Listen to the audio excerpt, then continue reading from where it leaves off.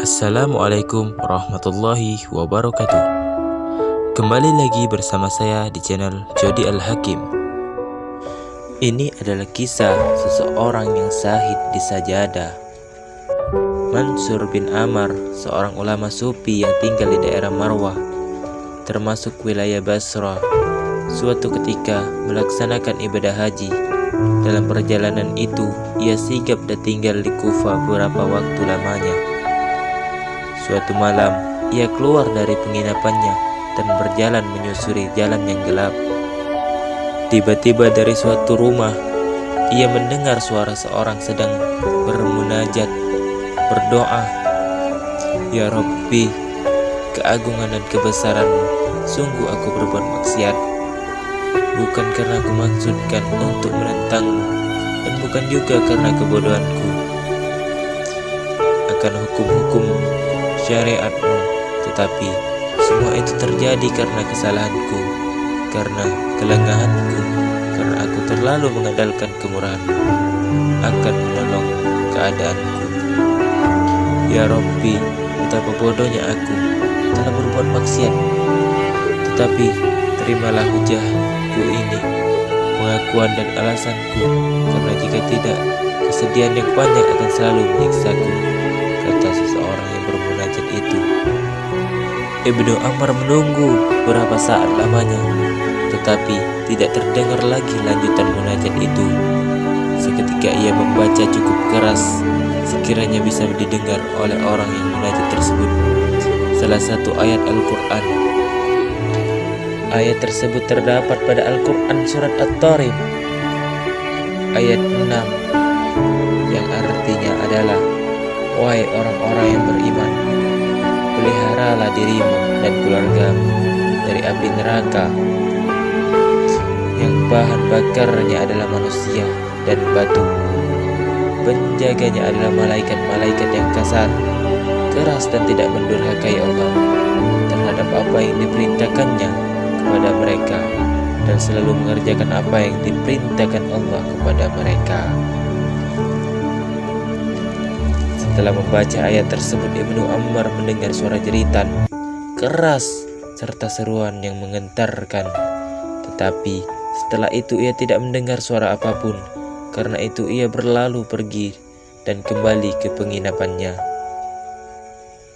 Keesokan harinya Mansur bin Amr kembali melewati rumah itu, dan ia mendengar suara rantapan tangis seorang wanita di dalamnya. Beberapa orang tampak datang melayat bertakziah karena ada yang meninggal di dalam rumah tersebut.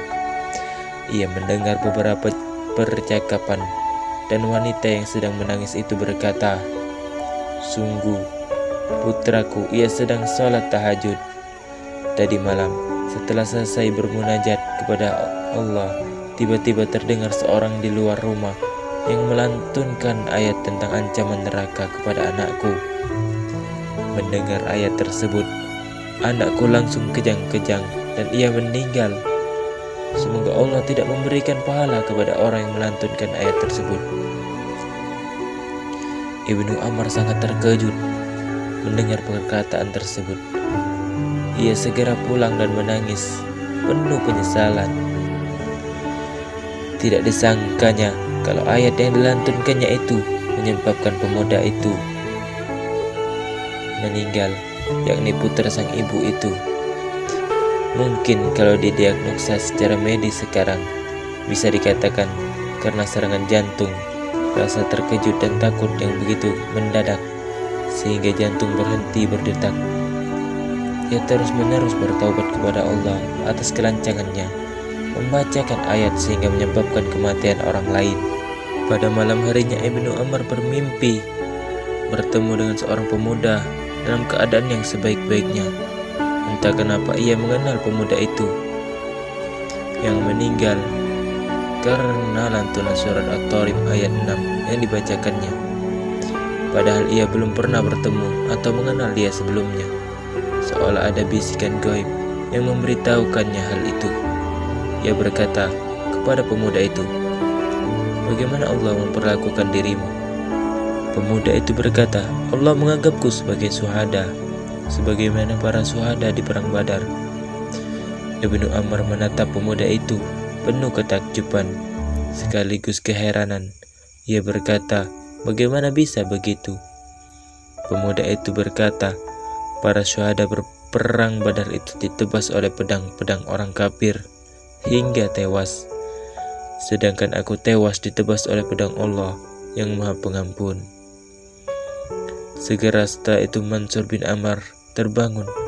Ia tidak lagi bersedih, justru ia bahagia karena telah menjadi jalan bagi pemuda itu memperoleh derajat syahid di sisi Allah.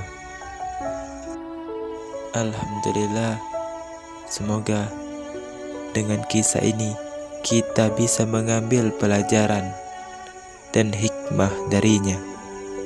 Wassalamualaikum warahmatullahi wabarakatuh.